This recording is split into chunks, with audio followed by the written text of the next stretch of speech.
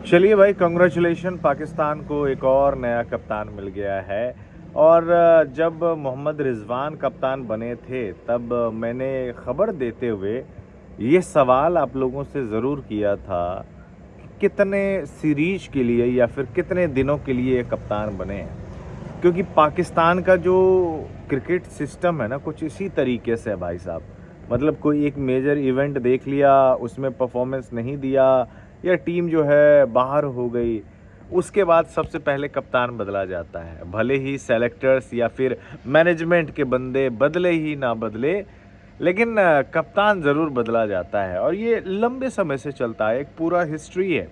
लेकिन अभी अगर 2-4 सालों का आप निकाल के देखेंगे ना डाटा, तो बाबर से रिजवान, फिर बाबर से शाहीन, शाहीन से रिजवान, फिर रिजवान से बाबर, फिर बाबर से रिजवान शाहीन, ये जो म्यूजिकल चेयर है ना, ये चलता ही रहा है। अब आप लोग याद करिए, अपने दिमाग पे डालिए कि यार कौन कौन से कप्तान कब कब बदले हैं। आपके सामने ना पूरी तस्वीर नज़र आने लगेगी कि अच्छा अच्छा इनको भी हटा दिया, अच्छा ये हो गया। सलमान अली आगा कप्तान तो हैं ही T20 के, टेस्ट में शान मसूद है, उनकी कप्तानी इसलिए बच गई थी, आपको भी पता है। साउथ अफ्रीका में बहुत ज़्यादा बातें भी हो रही थी, लेकिन उन्होंने रन्स भी कर दिए थे सब। देखें ना आप, शान मसूद ने रन्स किए हुए थे उस सीरीज में। कहने का ये मतलब है कि अगर किसी टीम को बेहतर परफॉर्मेंस देना है तो एक ना लंबा प्रोसेस होता है। पाकिस्तान क्रिकेट बोर्ड उस प्रोसेस में नहीं चलता है। मैं यहाँ पे कोई मोहम्मद रिजवान की कप्तानी की बहुत तारीफ करने के लिए वीडियो नहीं बनाया, मैं बस ये कह रहा हूँ कि सिस्टम ऐसे चलता है। क्योंकि मोहम्मद रिजवान की भी कप्तानी मुझे इतनी ज़्यादा इंटरेस्टिंग नहीं लगी जब वो इंटरनेशनल क्रिकेट में कर रहे थे कप्तानी, बिल्कुल भी नहीं। मैं कई खामियां भी गिनवाई है मैंने कि शायद प्लेइंग 11 ऐसा होना चाहिए था, मैच के बाद ऐसा बयान आया। देखिए, हर कप्तान जो है ना वो सीखने के प्रोसेस में रहता है, बट कहीं ना कहीं मुझे ऐसा लगता है कि थोड़ी ना जल्दबाजी कर दिया पाकिस्तान क्रिकेट बोर्ड ने। क्योंकि अगर आप 6 महीने का टाइम देते हो या 1 साल का टाइम देते हो और आप ये चाहते हो कि अपने पहले ही इवेंट में बंदा जो है MS धोनी की तरह ट्रॉफी आपको जिता दे, तो उसके लिए आपको टीम बनानी पड़ती है।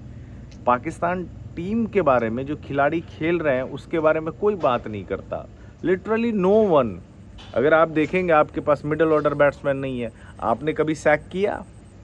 आपके जो मेन बॉलर है, आप एशिया कप आ रहे हो, वहाँ पे 3 मैच हमारे खिलाफ हुए थे, तीनों मैच में आप अपने परफॉर्मेंस उठा के देख लीजिए। आपके बॉलर्स ने फाइनल में क्या करवाया? कहने का ये मतलब है कि कभी आपने भौंक रहे, रात का टाइम है ना इसलिए भौंक रहे। बट मेरा ये कहने का मतलब है कि कभी आपने हैरी श्रॉफ को बाहर कर दिया या फिर शाहीन अफरीदी को सैक कर दिया कि भाई आपके परफॉर्मेंसेस नहीं आ रहे हैं? चाहे बाबर आजम को तो सैक किया है ना, टेस्ट में किया था, फिर कामरान गुलाम को आपने खिलाया और वो सीरीज के बीच में किया। तो जब बाबर आजम जैसे बल्लेबाज को अगर आप ड्रॉप कर सकते हैं, तो इन चीज़ों पे क्यों फैसला नहीं ले पा रहे हैं? तो मेरे ख्याल से ऐसा है कि मोहम्मद रिजवान, हालांकि उन्होंने ये भी कहा कि मोहम्मद रिजवान ने ये कहा है कि मैं अपनी मर्ज़ी से कप्तानी छोड़ रहा हूँ, ये भी बात सही है। उन्होंने कहा कि मेरा परफॉर्मेंस जो है ना कप्तानी की वजह से ख़राब हो रही है। मैं लिख के देता हूँ, मैं लिख के दे सकता हूँ। अगर आप हैरिस रॉफ को भी कप्तानी के लिए बोलेंगे ना, या अबरार अहमद को, तो वो भी बोलेगा हाँ भाई मैं कप्तान बनना चाहता हूँ।